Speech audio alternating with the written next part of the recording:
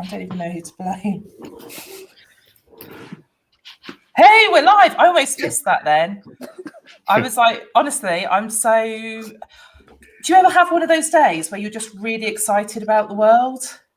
It's like I've had loads of stuff where I'm just like, oh my God, I've got so much to do. And this morning it's like the sky's blue. There's like a nice feel to the breeze. It's a good day. And we're here for live lunch, which is always a bit of fun for us.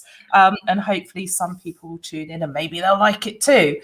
But yeah, so here we are. We are live on the Green Umbrella Facebook page, on my LinkedIn. We're live on YouTube as well. And it's just us, the Green Umbrella head office team, just hanging out, talking about what's happening in social media at the minute. So just before we kick off, we might have to make a little apology for Emily. I mean, obviously, normally we apologise for Emily anyway, just standard. But today she's got intermittent signal issues, and we didn't think it was fair to allow our audience to miss out on the 1992 pixelation thing that keeps happening every now and then. So if Emily's quieter than usual, she's using her internet connection as an excuse. And we'll find out how to replicate that in the future. Yeah. Also, you I don't know if you can hear me. You all keep going blank as well, so I can't see half of you half the time. So basically, if I get more confused than normal, that's another reason. we can't tell facial expressions with all that pixelation. But you know, it's a funny thing. So if you think about the whole, I mean, there's loads of stuff we're going to talk about today, but one of the things, there is an event happening this afternoon. It's the Recruitment Marketing Summit. Amanda and I were part of the event. We're running one of the seminar sessions. I had this little idea of something I wanted to do.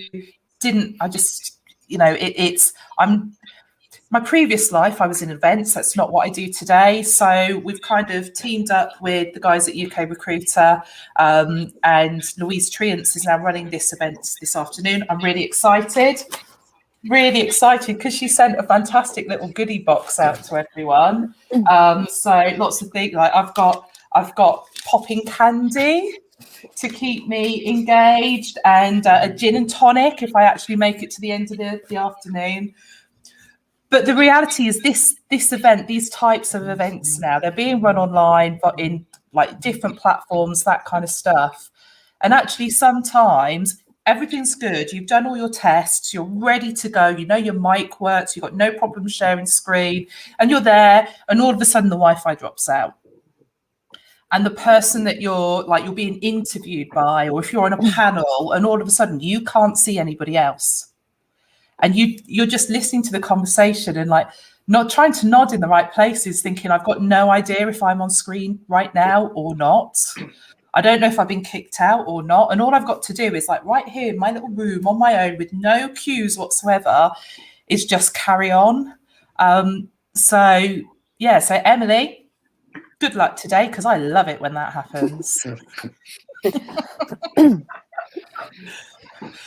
It's quite hard. I keep getting every other word. I don't even know if you can hear me. I'm just going to sit here in silence. No worries. If you have to drop out, we understand. We'll just talk about you. And on that note, so normally Emily would be talking about Instagram stuff and Pinterest stuff and all those bits that, all the shopping related kind of things, which I don't get very excited by. But I think, Jane, you've picked up some stuff this week that sort of crosses over with those sorts of areas that Emily tends to talk about. So what have you got for us social media news-wise this week? So the thing I've just seen today was Pinterest. They'd run a test a little while ago to integrate Shopify. It wasn't in this country, but as of today, it's rolled out in 27 new countries, which includes the UK. So you can now, we've lost Emily now, haven't we? Sorry.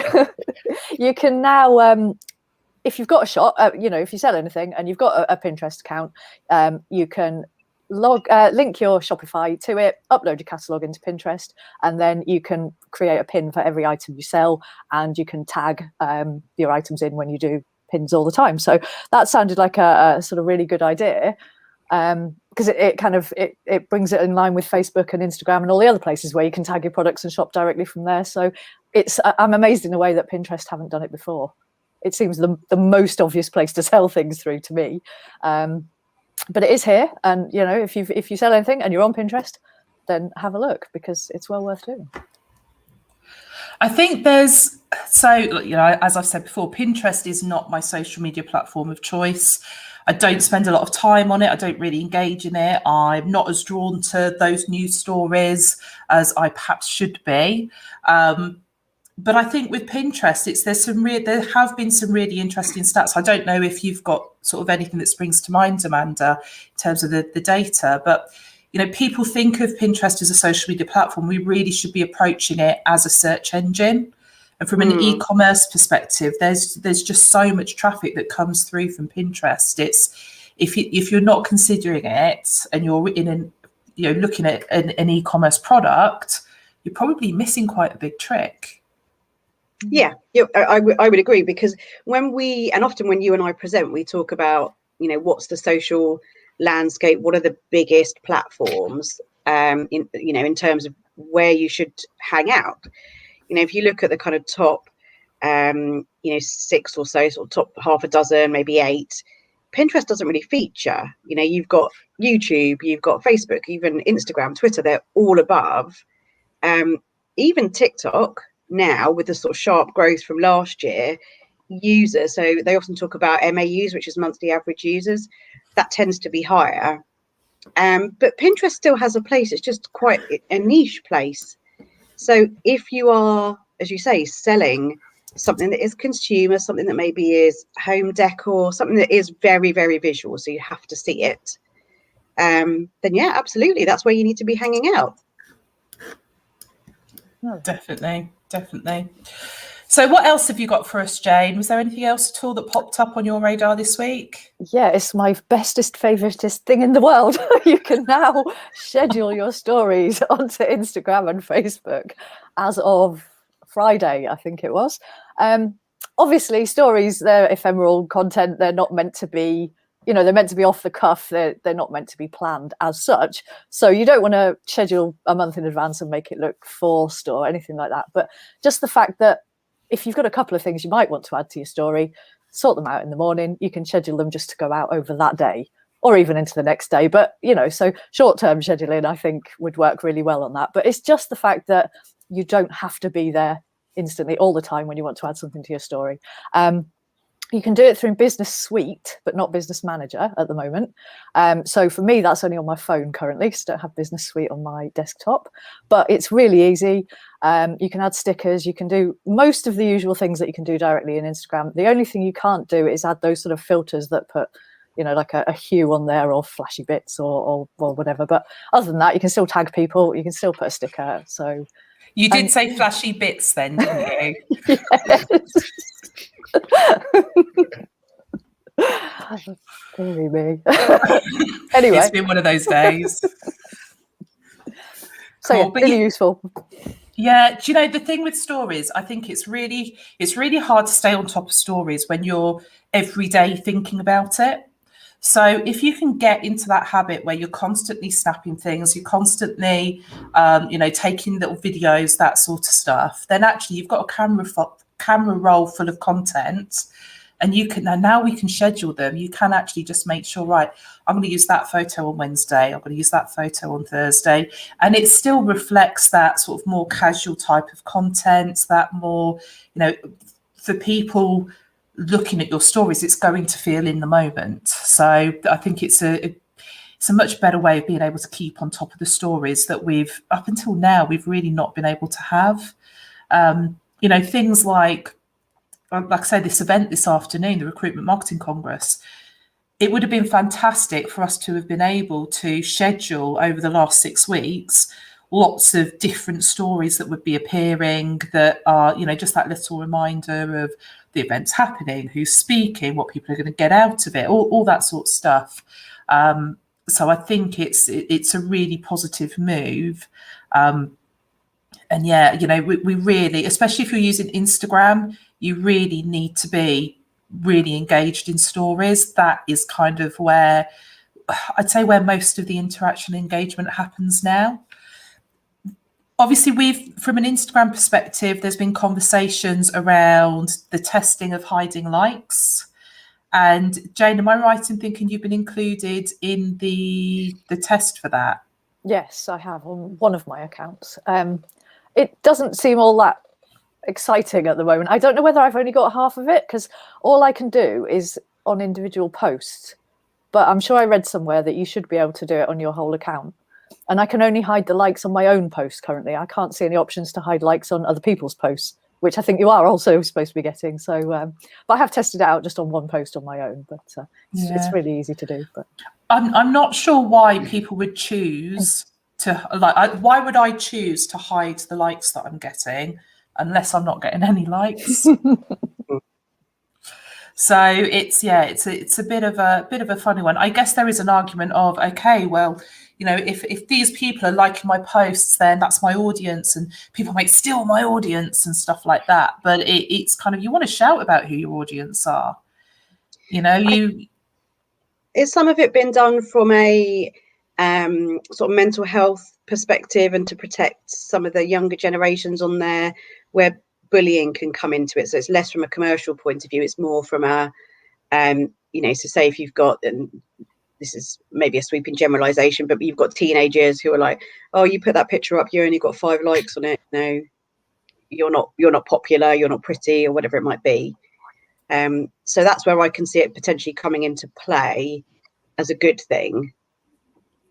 But I think if it's the account owner choosing whether to have that turned on or off, it doesn't doesn't stop that happening.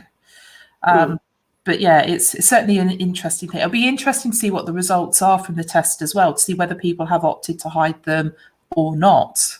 But yeah, I'm sure there'll be reports coming out soon enough. Amanda, whilst we're sort of with you, then what's been on your radar this week? What have you seen? What have you been working on? So a few things this week. One of our lovely clients is doing quite a big campaign with they're launching a new sort of division of their business and new offering, and doing email marketing campaign backed up by social. And we were really focusing on timing, because we were kind of ready to go out and we were like, oh, it's Easter holidays. And then Easter holidays were kind of different in different parts of the country. So last week we were like, well, is it still too late? And then all of a sudden now his partner is expecting baby. So he's like, is there any point in me sending out emails to my database of a few hundred people if I know I can't follow it up just yet? So, so the marketing kind of thing was coming into play, saying, when is the right, because I think there's often, you need to time it right, but equally there can often be a reason to push it back. It's like that whole good enough is good enough, if you see what I mean. So if we always wait for perfection, you'll kind of never do the thing. So we've taken the plunge and we have sent some details out, because I kind of said to him, worst case scenario, family life happens, but then you have a nice reason to get in touch with people to say, I couldn't follow up straight away, but, look at what I've got instead. So, maybe that's a bit cynical using baby as a stunt, but it's a legitimate reason. So we really thought long and hard about the campaign and how we'd tie it all together. So that's been great fun to work on as well. So. Yeah, and don't forget, when we're creating campaigns, when we're thinking of a campaign, it's not like a one action, one hit wonder. Exactly. So, you put in a campaign together, there's going to be multiple touch points, and not all of those touch points are going to have a call to action. And I think this is the thing people sort of forget, is that when you put a campaign together, you've got to make sure that you put your ask in there. But you've got to, we don't go for the jugular straight away. We need to do some warming up before we make the ask. And so actually in this situation, like maybe this is one of those emailers that are, it's a keeping in touch. There is no call. We're not asking them to do anything in that particular moment. It's just making sure that we're still top of mind with them. Yeah. And I think it's really important we do include those kind of communications within our campaigns as well. Yeah, and I think we same client in the recruitment space, but there's also another customer that I've been working with who is kind of outside, but both have similar issues where they have I think I mentioned it before, they have something called FOP, or fear of posting, FOP.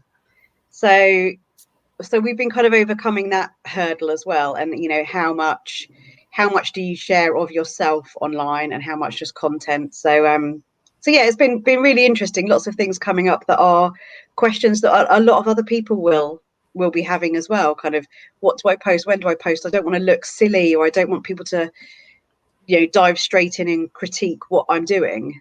So yeah, so there's been some good work around that. Awesome. Anything in the news that sort of popped up that sort of jumped onto your radar? Well, I think we've all seen it this week, is the Colin versus Cuthbert thing. So the big drama on social, and we all love it when the brands get involved, don't we? There's just been so many of them, one after the other at the minute. Yeah, and it's I think it's great. I think the brands are, so for anyone that doesn't know, I'm sure people do, but Marks and Spencer's are kind of famous for a few things on their kind of food side. One is Percy pigs, and I must admit, I was like, if anyone goes after Percy, then they're dead to me, frankly, because I love a Percy pig. Don't touch Percy. But the other is Colin the caterpillar cake, and Marks and Spencer's kind of put in a legal challenge, I suppose, to Aldi to say, look, hang on a minute, you've got a Cuthbert the caterpillar cake, and they sort of challenged the copyright, and could they do it? Which I think, if you look at it from both points of view, you can kind of see M&S have got a point. It's their thing. It has completely been ripped off, but then equally, loads of the other supermarket brands did them. So Sainsbury's have got one, Co-op have got one. Who else? Lidl, all of them, basically, all the main supermarkets have got one. So, and just the stuff going on social media, the memes, it's been a field day. And even kind of brands that have got nothing to do with cake and confectionery, so they've all dived onto it as well. So it's just one of those things you can really get on board with. And I can see Paul's commented, and a lot of people are saying Aldi are doing a great job of saying, kind of, hey, free Cuthbert, and trying to stand up for him. So, and actually, apparently, if you go and try and buy one, because people are starting to do taste tests to see which ones are better, there's a massive shortage of caterpillar cake. It is crazy. It's absolutely crazy. But the thing is, it's like Aldi do this again and again and again and again. So there's a little bit of me that I think it's a shame that M&S are not as quick. So when I say quick to respond, and not quite as quick-witted as well. But this is the thing. Aldi is a very cheeky brand. Okay, remember the old lady on the like the Christmas table with a big turkey in front of her, and she's like, I like gin, I like this gin, and and then there was another with like tea and stuff like that. Do you remember the adverts I'm talking about? Yeah. And it's like, it's always, Aldi has this very kind of tongue-in-cheek thing that it does with its brand, which obviously is not in line with M&S at all. Okay, M&S just that isn't their tone of voice. So it's really difficult for M&S to stay on top of it and to keep the responses coming and manage it that way. But they're kind of, they're right.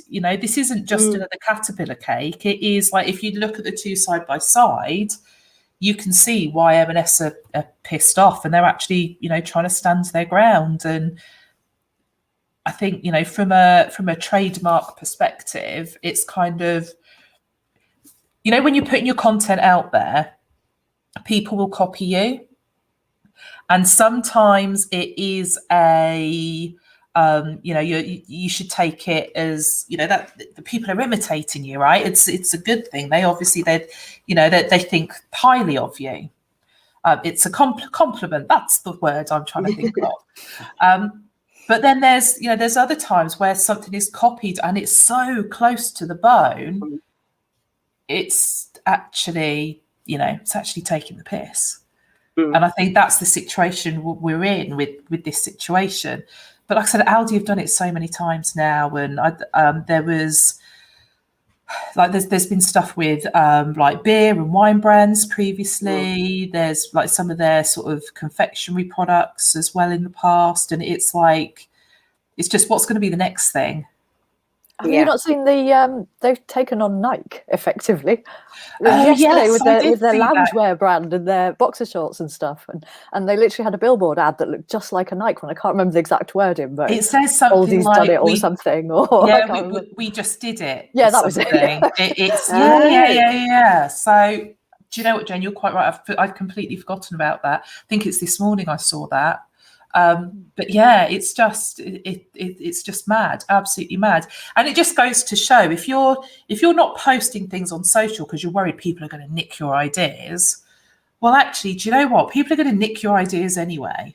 It doesn't like that. You get to a point where there's the level of protections you can have in place allow you to do something if someone nicks your idea. But it is kind of like there's so much copycatting. Am I saying the right word? There's so many copycats out there anyway. It's just kind of unavoidable at times. Yeah, I mean, if you think about it, it's not exactly the most unique idea. They've basically taken a Swiss roll and put a face and some sweets on it. So, they can't argue who did it first, because who knows who it was, to be honest. But it was me. It was me when my eldest was about 2.5. Well, you could be in this court case. It could be Christina pulling the puppet. Yeah. Should have done a trademark. Oh, amazing. Okay, let's leave the caterpillars there because we could talk all day on that kind of stuff. Okay, so what have I seen this week? So there's been a few kind of no news articles that I've seen that it's interesting stuff. But one thing in particular, LinkedIn is so LinkedIn have done a bit of research. They've looked at InMails and sort of direct messaging within the platform, and they basically said if you want the best results, these are like 3 or 4 things you need to do. So they talk about like the best times of day. Basically, don't send emails on a Saturday, which is kind of like, yeah, of course.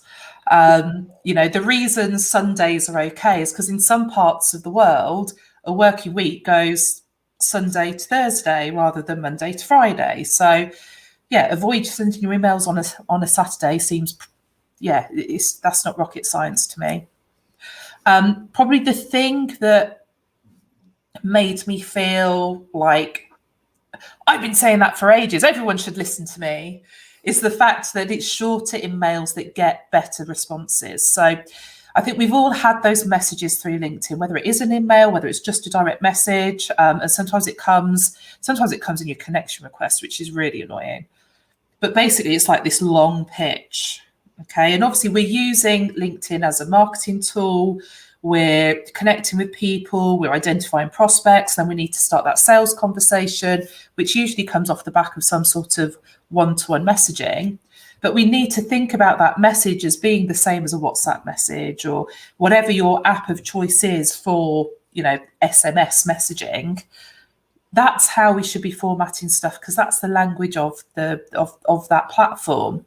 So that's something I've been saying for ages. I've been saying use your voice note, send videos through that kind of thing to make it more personal, keep it short and snappy and all that kind of stuff. As soon as people see a big chunk of text, before they've read it, you could be giving them £1 million. They're not going to read it because they're just thinking, oh God, I'm being pitched at. So shorter messages are better. But the research in the article, I'll put the link into the chat actually for this. But basically, it gives you the stats there in terms of those shorter emails getting the better response rates. The other thing that came up is about personalization. So there are a lot of tools out there. So there's something called Duck Soup, which Duck Soup does loads of stuff. It automates things on LinkedIn.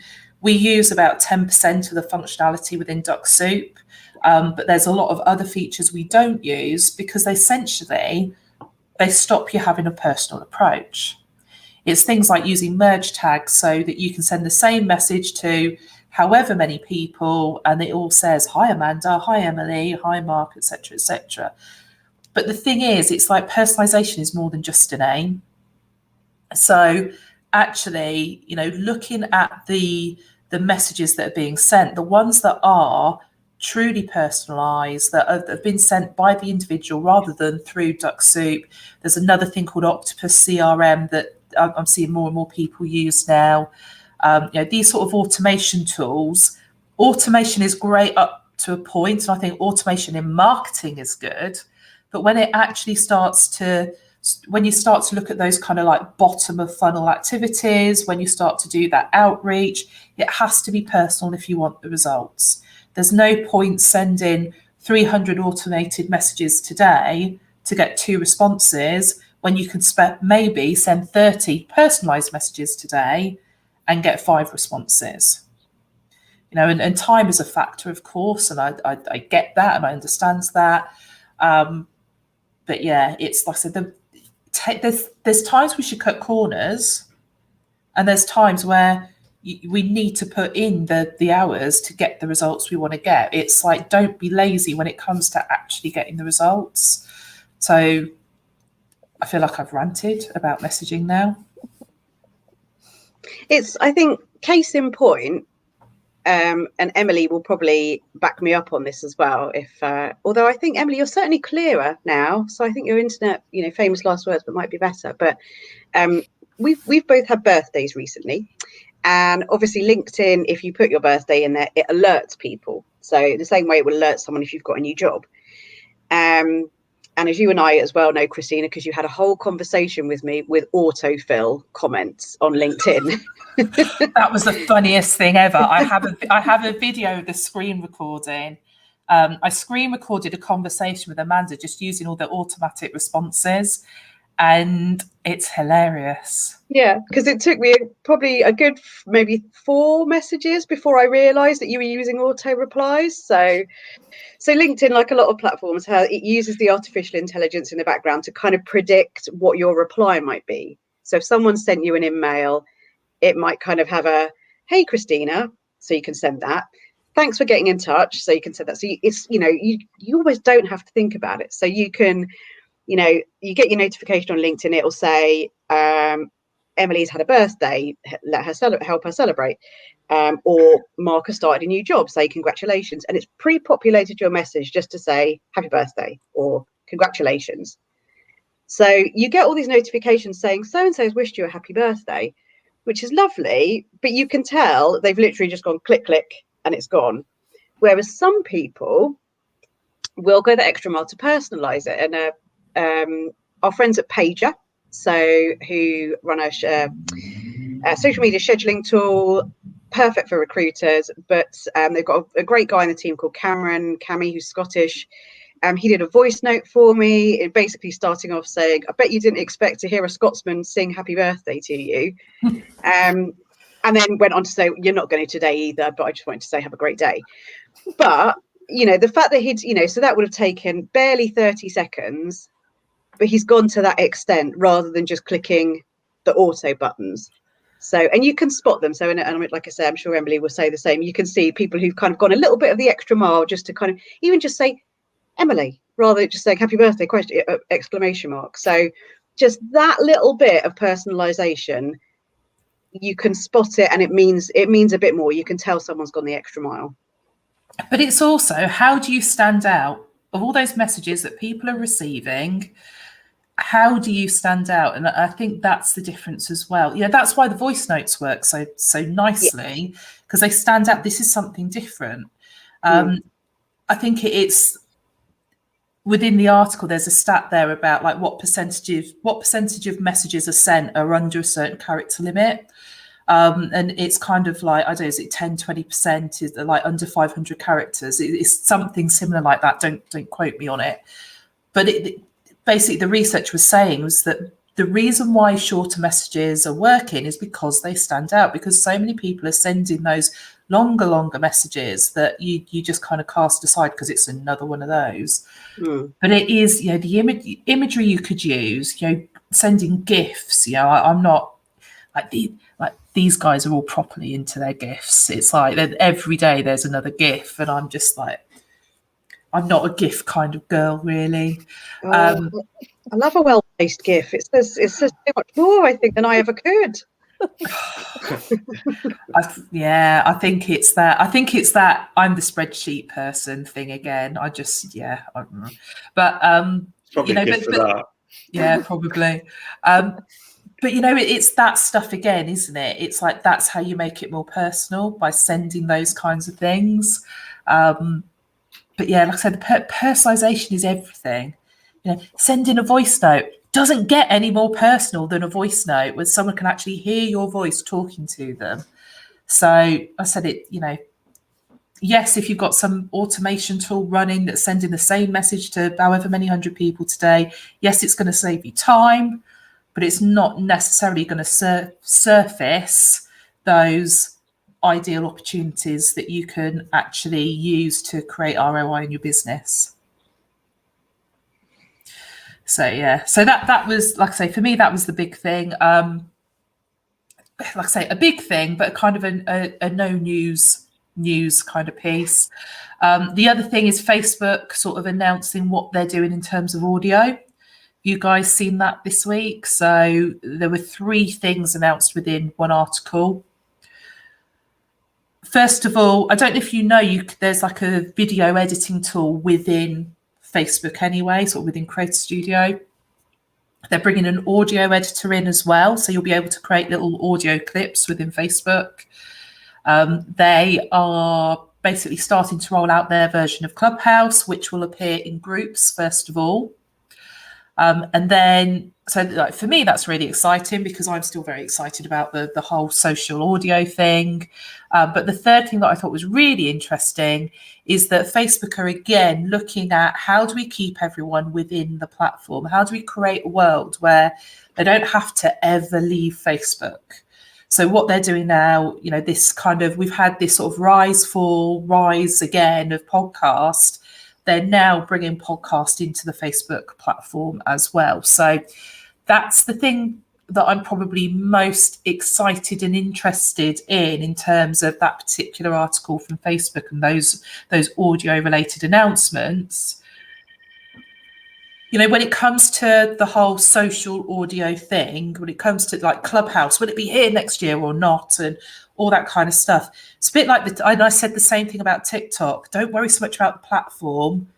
Consider the format of content, because when something works, it tends to appear everywhere. And whoever kicked it off either gets absorbed into one of the other brands or the other brands start to recreate it. So, we've got Spaces on Twitter. We've now got this option within Facebook. We'll see what happens with LinkedIn, but there have been some whispers there with like LinkedIn, Microsoft doing stuff as well. All sorts of platforms. I think Reddit are looking at like an audio version as well. So this idea of social audio is definitely something, if you're into if you're interested in the stuff that we talk about every week on here, social audio is definitely something that needs to be on your radar. But they're my 2 newsy bits this week. Mark, I don't suppose you've got anything to add, have you? I did see sitting there taking it all in. I'm just listening. Yeah, listen. No, the thing I saw this morning was quite interesting. Is how mainstream Instagram is now. The MI5 have just joined, Yeah. but they won't say if they're following you. Okay. But they are going to apparently use it for like things like Q&As with operatives and all sorts of things. I think it's part of their sort of recruitment sort of plan that they've had it for a while, haven't they? Sort of advertising certain jobs and things now, whereas before it was obviously very clandestine, but now it's really much out there. So they're obviously trying to reach a younger audience through Instagram. Apparently they want to dispel the myth that it's all martinis, girls and guns. Yeah, we know it is though, isn't it? Yeah. Part of me was like, don't ruin that myth. I want to know that they're driving around in Aston Martins and stuff. Yeah. Oh, funny. Do you know that it does raise a really relevant point though, in that so if you think about the government Kickstart scheme, if you have been looking at that and you're looking at sort of bringing someone into your business that's under 25 as part of that scheme, you want to get that position filled and you're marketing that role yourself, Instagram's definitely the place to do it. And even if you're not in that category, but you're in a business where you're thinking, I've got X number of people in my business at the minute, but I want to double my headcount in the next 6 months, 12 months, whatever. Instagram really is the place for you to be sharing content that really reflects what it is to be part of your business, what your employer brand is. And I think right now, as businesses sort of, it's not as businesses start to come online, because I truly believe a lot of us are, a lot of those businesses are back online already, and they've kind of jumped that first hurdle. People are back off furlough, all that kind of stuff. And it's like, they're bedding in for a good summer and, a good sort of last 6 months of the year. But in order to do that, they're probably going to go through a bit of growth. So actually right now, using your social media channels, not just for commercial purposes, but from those sort of from an employment perspective as well, is a really, really good move, even. And Instagram's a fantastic platform to do that on. Cool. Okie dokie. Right. So shall we draw things to a close there? So have we got anything else to add this week? I think so. I guess for you and me, Christina, with the Recruitment Marketing Congress this afternoon. So we haven't said too much about that, but it's not too late for people to actually join, is it? So Absolutely. if you happen to be listening and that's your world, it's a full afternoon, 2 till 5. It's too late for you to get a goodie hamper and a can of gin and tonic, but if you haven't registered already. But yeah, absolutely jam-packed full of content. So have we put the link in? We've got a link. But You sent me the link especially, and now I can't find it. Oh, it's in the Slack. I've got it. It's so that's what we're doing this afternoon. Sometimes we are organised, folks. Just this once. There it is. But yeah, so the thing is, if you're a recruitment agency, if you are an in-house recruitment, sort of in talent acquisition, something like that, or if you're just a business owner who is, I know I need to grow my team, then actually there's loads of, and it's everything from looking at your website from a recruitment perspective to content. We're talking about social. There's a bit about recruitment and podcasting on there as well, and there's a bit around tech, and then there's a bit of a wrap up session at the end of the day as well, where we'll just answer whatever hasn't been answered over the afternoon. But tickets are still available. Starts at 2 p.m. Yeah, 2 till 5. 2 till 5:30. Oh, 5:30, sorry. Yeah, get it right, Amanda. Jesus. 2 till 5:30, and I think it'd be a good afternoon. And I've got loads of sugar in here to keep me going, which is amazing. I've already smashed my way through the chocolate bar and some cookies, hence why I'm probably a bit perkier than normal today. Like that. Sugar.